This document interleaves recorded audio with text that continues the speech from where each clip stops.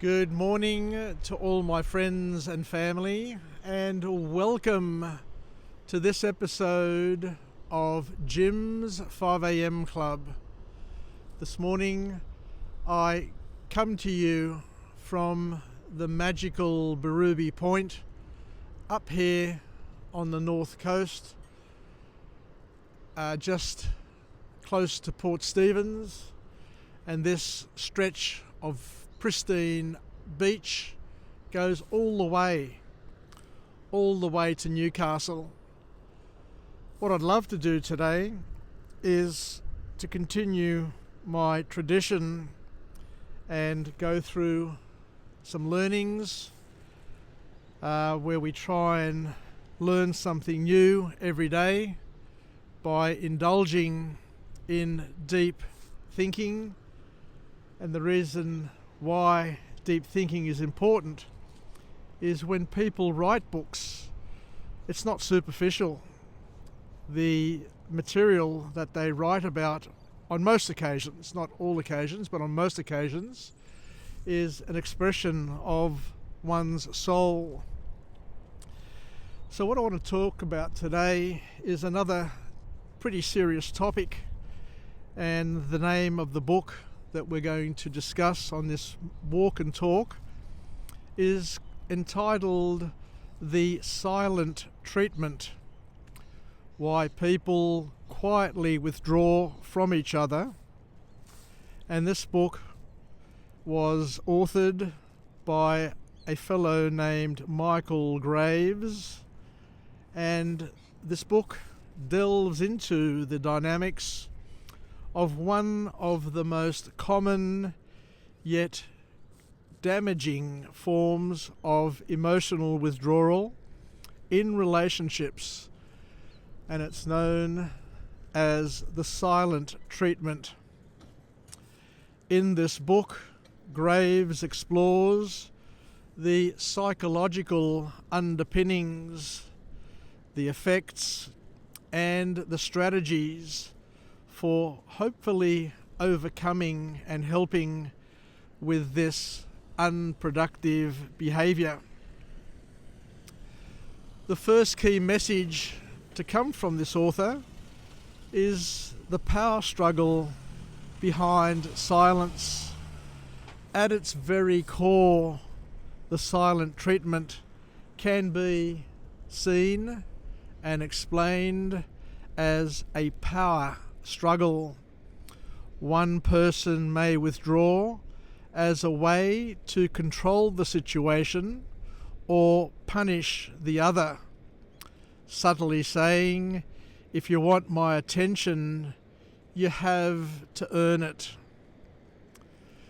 What people don't often understand is that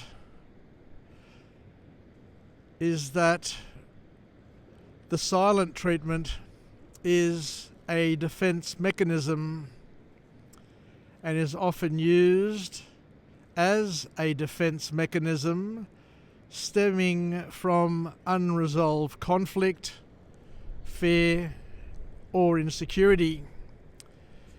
People may use silence to protect themselves from feeling vulnerable or hurt.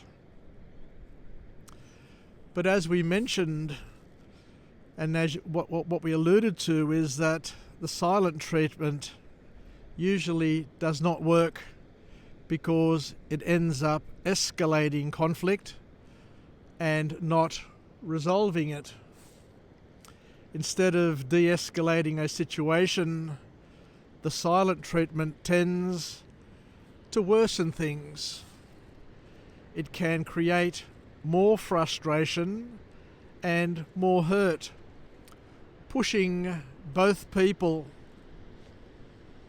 further apart instead of bringing them together in order to address the issue.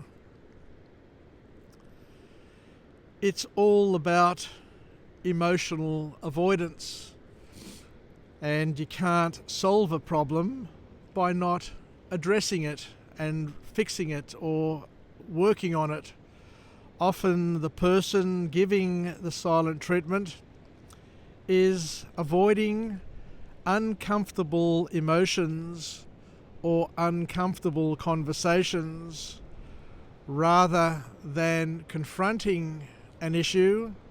They shut down, which can prevent real resolution and understanding. Impacts on mental health also need to be considered, because withdrawing emotionally can take a very serious toll on mental health, both for the person being ignored and the one using the silence. Feelings of loneliness, anxiety and depression can arise from prolonged emotional distance.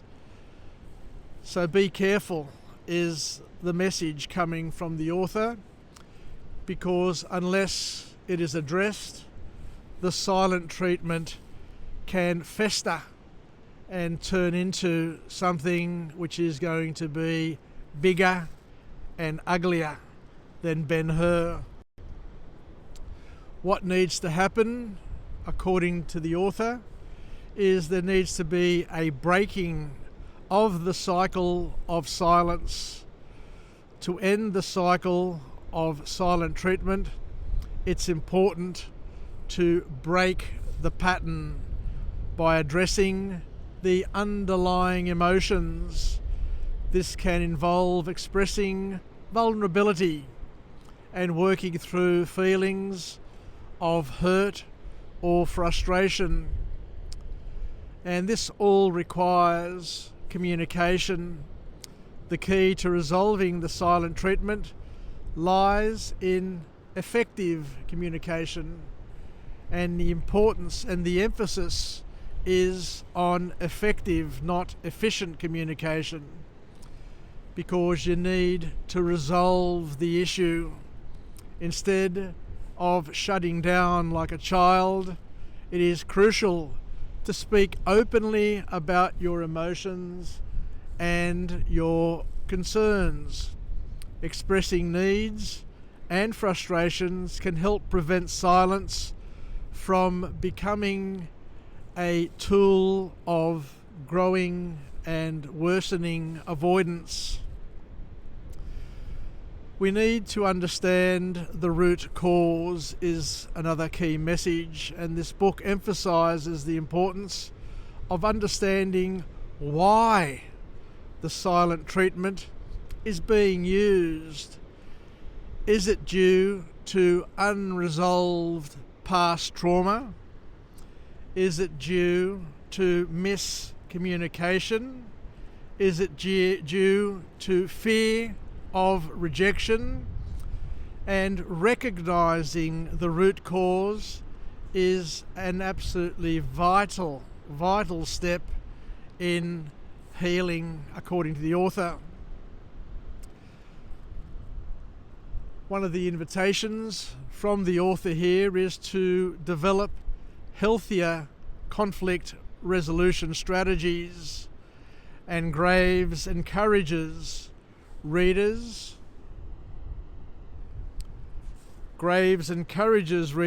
to find healthier ways to deal with conflict, such as active listening, compromise, and finding common ground, because these strategies lead to deeper understanding and stronger relationships.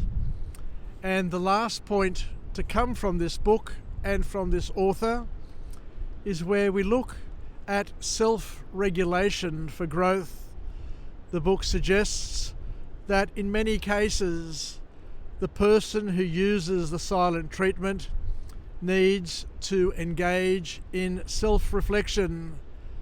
Are they withdrawing because they lack the emotional tools? Are they avoiding accountability? Understanding your own triggers is key to breaking this unproductive habit. And overall, the silent treatment. This book offers valuable insights into a behaviour that is often misunderstood and or overlooked, by shining a bright light on why we retreat emotionally and how to stop it.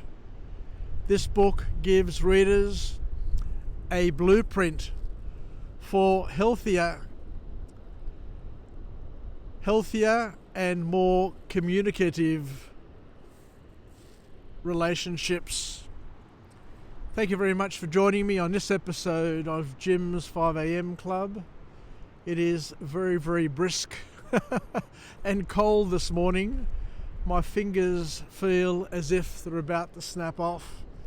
Take care, wishing you all the best, and we'll chat again soon. Bye for now.